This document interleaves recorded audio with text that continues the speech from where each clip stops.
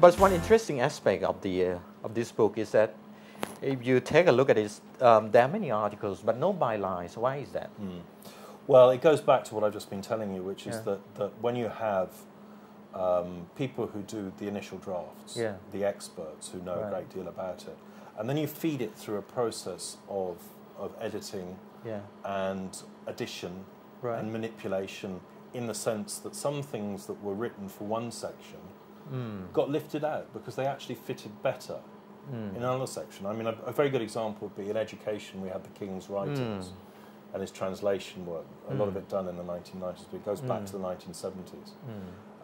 And we decided that that fitted much better into the biographical section than it did the educational section. So, I mean, you're tossing a coin saying, well, where should it be? The fact is that one part was drafted by one person for a different section. We moved it right over. Now, if you can imagine that on a larger scale, and you start moving things around that may be more sensitive, and you put it under somebody's byline, and you get commentators saying, so-and-so says this, and so-and-so says that, and the unfortunate person who did not say that and never wrote it gets quoted, they get quite upset. And so, I mean, it's unethical. And it's probably legally questionable. You could get yourself into quite a lot of trouble. So we just dropped the bylines. We really felt this is a team effort. Okay. There's no need to put specific bylines on different sections. I mean, I can tell you that, for example, the biography section would contain material from at least 5 different contributors. It's all edited by the same people, because that's how you balance it out. But the source of the material is pretty varied. So maybe 5 or 6 people actually put the stuff into that, and then we worked it through and got it to buzz and read right. And you want the whole book to feel as if it belongs, that it hangs correctly. So it's a very good reason for not putting bylines on it. It avoids confusion. And it's not really actually such an unusual thing to do. I mean, if you look at The Economist, for example, it doesn't carry bylines. I'm a former Asia Week correspondent. We didn't have bylines until 1995. There's nothing unusual about that. So people sort of develop little conspiracy theories around it. But they're not justified. But Kun Dominic, this is, we are talking about very interesting, very essential subject in Thailand. You know, Thailand right now is at a very interesting period politically, nationally, internationally. Suddenly we have this book came out, and we also have some other books that's available in the bookshop, you know, about not just the king, about local institution, about Thailand politics. What's happened to Thailand right now? Well, that's a huge question. But the books that you're talking about hopefully add to the available literature on the country.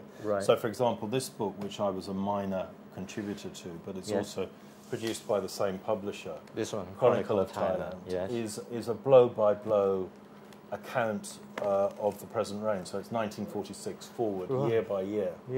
And that's quite a fun sort of book. You know, the first thing that everybody does when they do that is look up the year they were born. What was happening when I came about. And so we all play the same game, but it's fun. You read it through. This book is a much older book originally. It dates from 1988, The King of Thailand and World Focus. A bestseller as well. It's done very well. There's about 30. This book has now gone into 4 editions. This is the paperback edition, which is about designed really at Thai schools and universities as an English teaching aid. The interesting thing about this book, it's quite different to that book, is that it's a collection of articles over the last 65 years. About Thailand, about the reign, and it's an immensely varied book. And it shows how the foreign media have taken an interest in Thailand. So this idea that there's suddenly interest in Thailand is not correct. There's always been quite a lot of interest. Thailand's always been quite sort of prominent in the foreign eye, and there's been always a particular interest in the Thai monarchy. Some of it not necessarily very welcome. You go back to Your Britain and the King and I. You know, that will raise a few hackles, but it's not that new. how does this book relate to what's happening in Thailand today? I think it provides some very useful background information on the reign, on the monarch, what has been achieved through this reign, where the tensions have arrived. I don't think we avoid that. And so anybody who wants to know what's going on in Thailand ought to come away better equipped to make a decision. But we don't set out to prove a point. It's not a book with an agenda. I think everybody who was involved with it was very clear about that. We tried to drive it down the centre and make it. We hope it's a book that people will turn to. But if you have to, if I ask you to describe this book as a portrait of the royal institution, how will you describe it? A fair portrait, a profile portrait, or well-rounded portrait? Well, what's your I hope it's take on that? Certainly fair. Portrait. And I think well-rounded is quite a good way of describing it. We've gone out of our way to try and explain to people that this is a big, complex institution that didn't come from nowhere. It's something that has built up, and it's seen an enormous resurgence during this reign. The monarchy was rebuilt in Thailand. We talk about 1932, the abdication of King Prachadipok, and all the things that went before. And how the reign has gathered its own momentum and had its moments of tragedy, its moments of triumph. It's all there.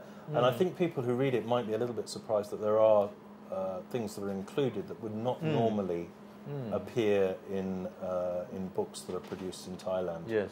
Although I think that's changing. In Thai, I think a lot of stuff is appearing. And it's being discussed more and more, and Thai historians and Thai scholars are coming to grips with it. And it's a very interesting area of study. There's obviously a lot of interest. There's an interesting passage in this book which describes the future of the Thai royal institution in the near future. There's one sentence that says, there's nothing uncertain about the succession of the Thai monarchy. What's your view on that? You share that view? It's quite clear that Crown Prince Vajiralongkorn is scheduled to succeed. I mean, that's been known since 1972. He's the Crown Prince. This is not in question. But what is explained is the laws surrounding it and how that situation has come.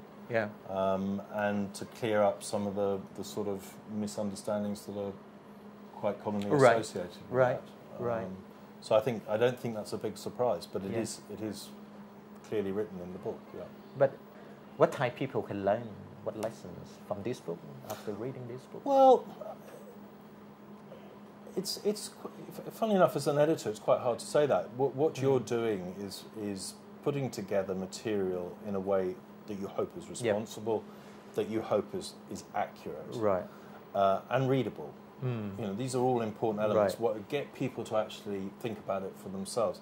Now, the idea that we've set out for them to walk away with a particular set of ideas is wrong, because people will always take from life in general what they consider is relevant to them or of interest or anything. So, if you like, we're just sort of laying the table. There's a big array of material that they can have a look at. We've put it in front of them, and then you see what happens. And you put material out, and some people are very critical of it. We've been attacked quite heavily by certain groups, and you look at what's said and you think, well, that's not very nice, or that's not correct. But you can't sort of jump up and down and say, oh, no, you've got this wrong. You've really got to let the book do the work. The book is 400 pages long. People must read it. They must develop their own opinions. And that's the process, if you like. That's right. And sometimes it's wounding, because you think, well, they didn't see, they've got it wrong. They've taken something incorrectly, or they misconstrued it. But you have to start. It's like watching a child go out into the world. It's painful. That's right. Anyway, we have less than 10 seconds left.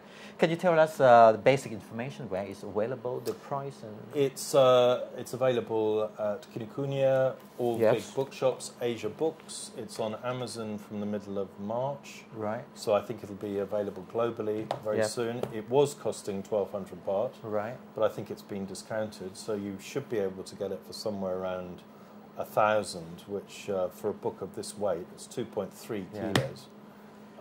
Is a pretty good buy. Yeah. Ladies and gentlemen, Dominic Folder talking about King Bhumibol Adulyadej, a life's work. Thank you so much, Kun Dominic, for joining our program. My pleasure. Thank you so much.